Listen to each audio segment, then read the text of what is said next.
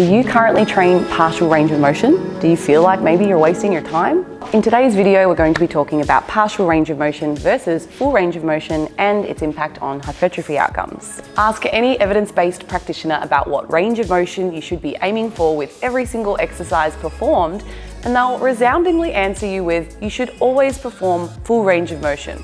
Anything less than full range of motion means you are not only cheating yourself, but you are not obtaining maximum stimulus for your training routine.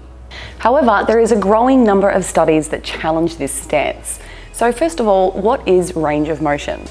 So exercising to full range of motion is simply the means of moving your joints through the full range they can safely articulate between the full extension, or the muscle lengthening, and the full flexion, which is muscle shortening. Anything less than full range of motion, by definition, is partial range of motion.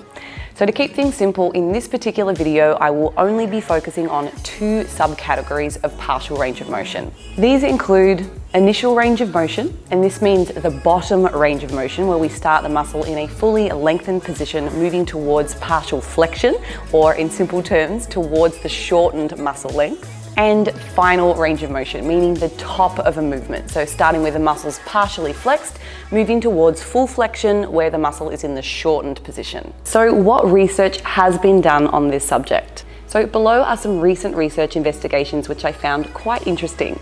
These investigated strength and hypertrophy outcomes in single joint exercises across full and partial range of motion.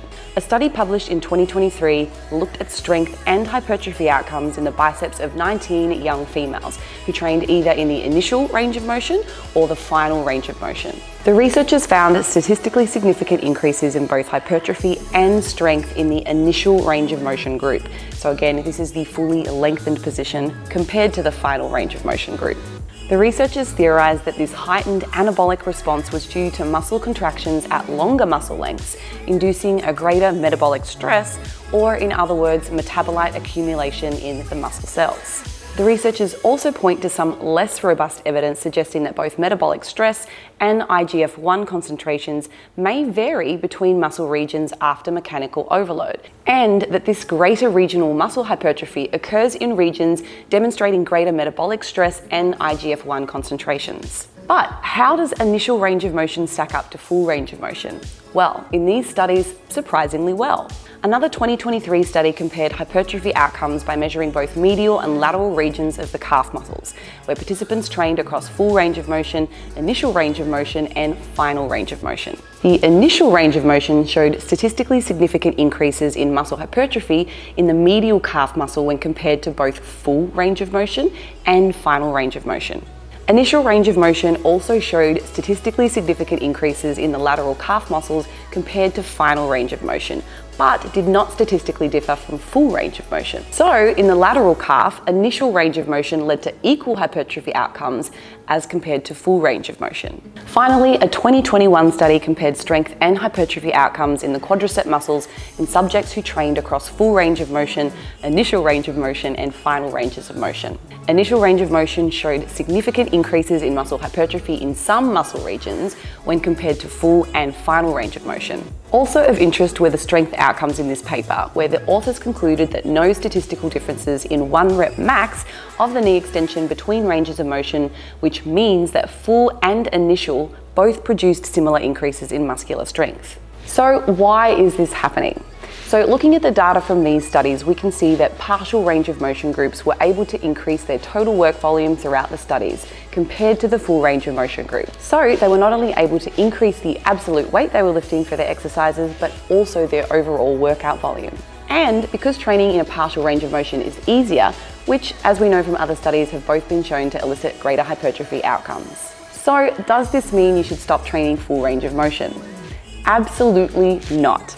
While this area of research exhibits real potential, there are still many limitations to many of these studies, most notably the small sample sizes, while others have had no control groups. Further, many of these studies were conducted in untrained subjects, and therefore we can't generalize these research findings from untrained subjects to trained populations. And due to the limited number of high-quality randomized controlled trials investigating this area, and what's more, no demonstrated mechanism, we cannot infer that these results would hold true over a longer term. nor can we rule out the possibility that other factors may have influenced the observed changes, such as things like muscular swelling, technique errors, or measurement errors.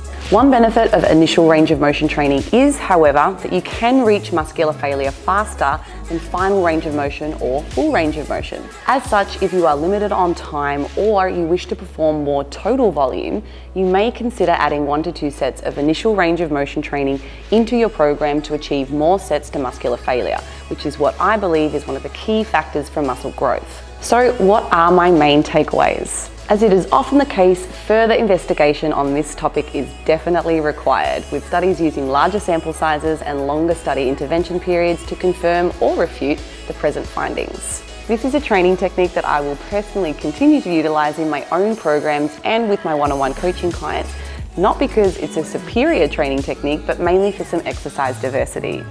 So if you'd like to find out more about one-on-one coaching with either myself or my team, or get started on any of my workout programs, please take a look in the description below for all the links to my products and services.